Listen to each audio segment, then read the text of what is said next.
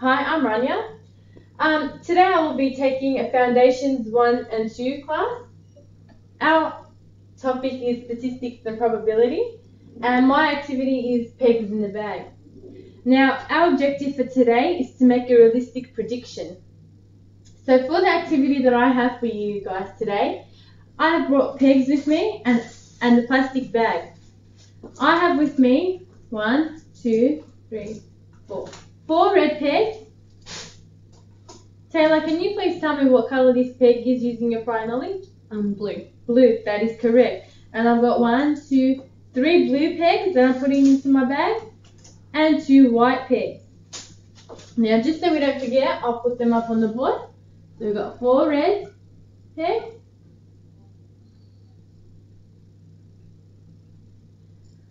3 blue pegs, and how many white pegs? 2. 2 white pegs, that is correct.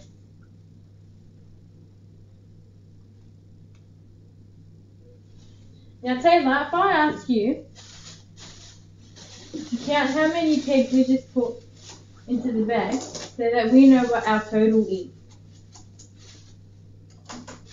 1, 2, 3, 4, 5, 6, 7, 8, 9. 9 pegs, that is correct.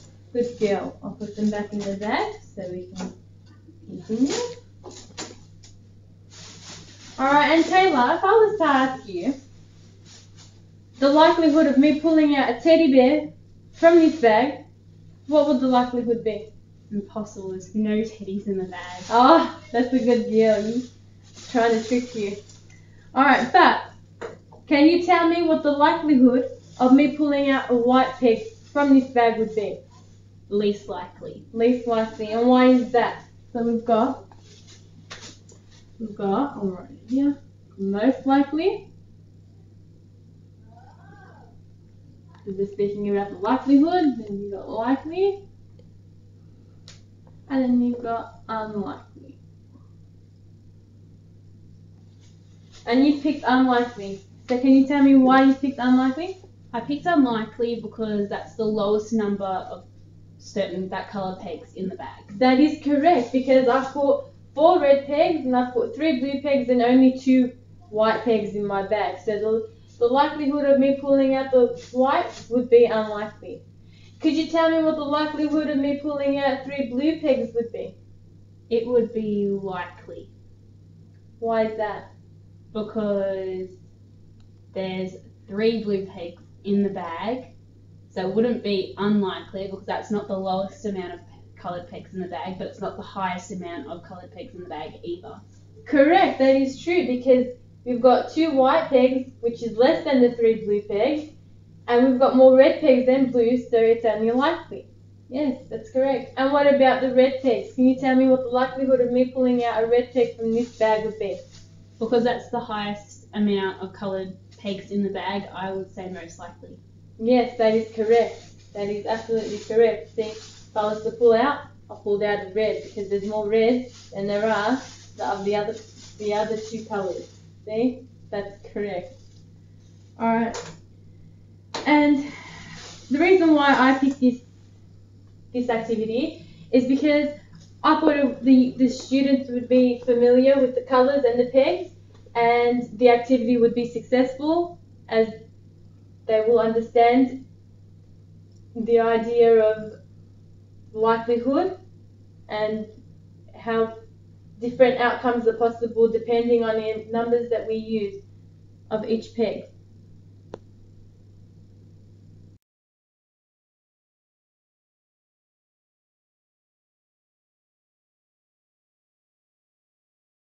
Hi, my name's Taylor, and we're doing statistics and probability as my topic, and I'm doing level 3 and 4. My activity is called what is your favourite ice cream flavour? And basically the objective for my lesson will be they'll be able to recognise and represent data in different forms. And the different forms I'll be proposing today will be a column graph and a tally graph. So, Rania, how many chocolate ice creams are on this sheet?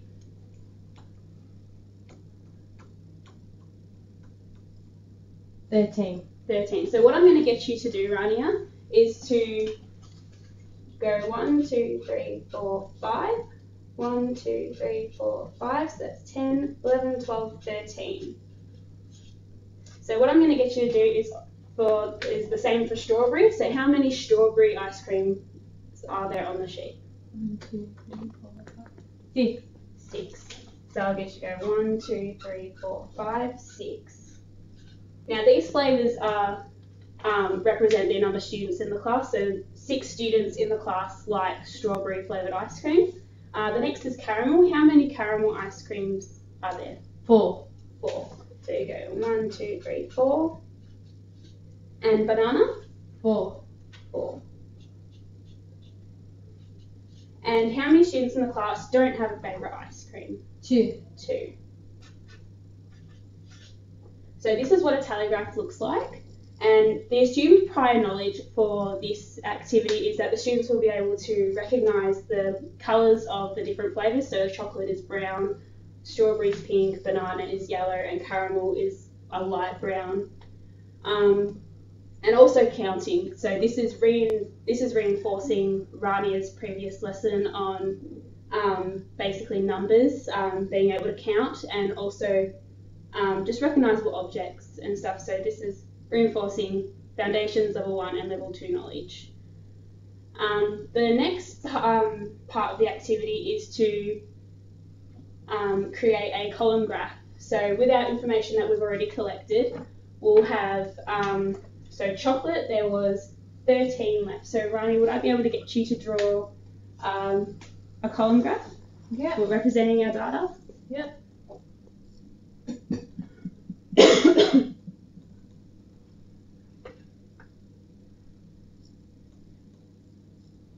So what Rani is doing now is she is writing the flavours down. So chocolate, strawberry, caramel, banana, and obviously no flavour. And then what she's going to be doing is she's going to be writing numbers from 1 to 15.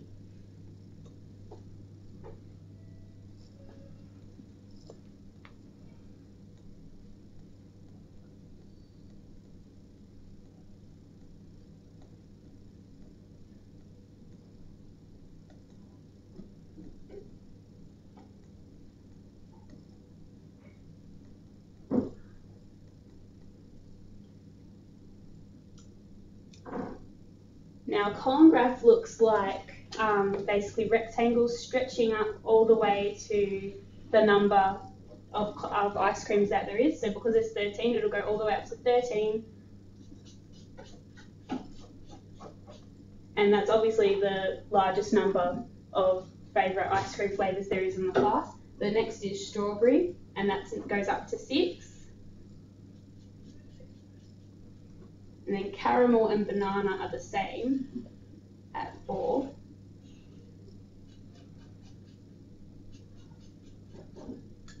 And then there's only 2 people that like that one, which have no flavours.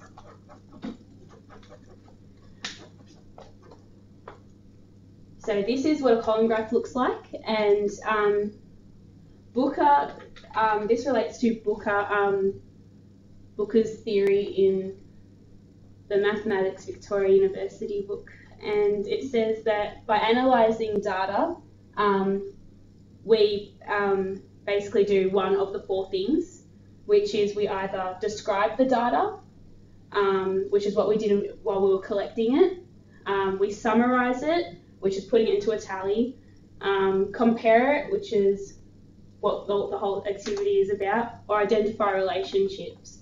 So this is comparing how many of the students in the class like chocolate ice creams, how many students in the class like strawberry ice creams, and how many like banana and caramel and so on.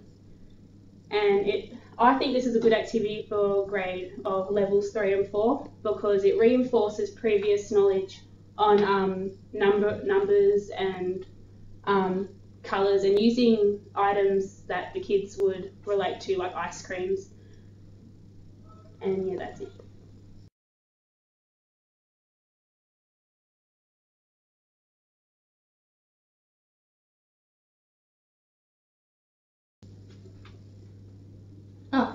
Hi, I'm Diane, and my topic is statistics and probability, and the activity name is mean, median, and range. This activity, it introduces the concept of the median as the middle value, and the equipment to use that is these data cards. So the students have a hard form of something to have in their hand. The learning objective is for the students to find the different heights of the children in the cards, as well as using the data to correctly order them to represent the mode, median, range. This is done in 3 steps. So the first step, the students recognise the variation of the data, and this is done by noting the values of the different heights, shoe size, pets and travel times, and looking at the range. So Taylor, can you tell me how tall Gail is? Gail is 145 centimetres. Yep, so Gail's 145 centimetres. And is there another child that is the same height as Gail? Bill is 145 centimetres. Yeah, and who is shorter than Faye? Amy is. She's 120 centimetres. Beautiful. So this shows the students that there's a range in the data.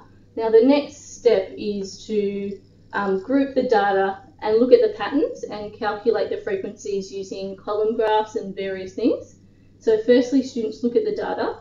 So using the cards in front of you, Taylor, how many children are 120 centimetres tall?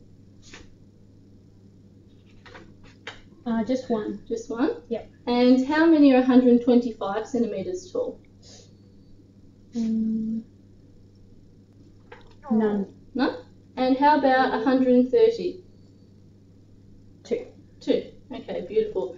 Now, the students' prior knowledge or prior learning is evident in Taylor's video presentation, where students look at bar graphs and things like that. So they come into grade 5, 6 with that prior knowledge, and that's set in Taylor's year level, which was 3 and 4. This is achieved by the students comparing graphs and using them for appropriate displays. So choosing the correct graphs to use for their statistics. Okay, so at this stage, grade 5 and 6 have the knowledge to place data correctly into graphs. Okay, so the next step, Taylor, what's your understanding of a bar graph? Bar graph shows rectangles and numbers on the side to show the amount of whatever is being shown. Yep, beautiful. So what we're going to do is we're going to do this activity to plot a few of the students' height in this bar graph. So Taylor, can you tell me how many students are 120 centimetres tall? One. Okay. So this is 120, 130, 135 and so on. So that's their heights. And this is the number of children. So Taylor told me there was one student that was 120 centimetres tall. How many students are 130 centimetres tall, Taylor? Two. Okay. So that shows that there's 2 students. And to make it easier, you can just do that. How many students are 135 centimetres tall, Taylor? 2. And 140 centimetres? 3. How about 145 centimetres? 2. And last one, 150 centimetres. 1. Yeah. Okay. So this clearly shows the varying heights of the students. So is that easy to understand, Taylor? Yes. Beautiful. Okay. Now the next step of the activity, which is step 3, is getting the students to present the data with the mode, median and range. So Taylor, can I ask you to arrange the cards from shortest to tallest?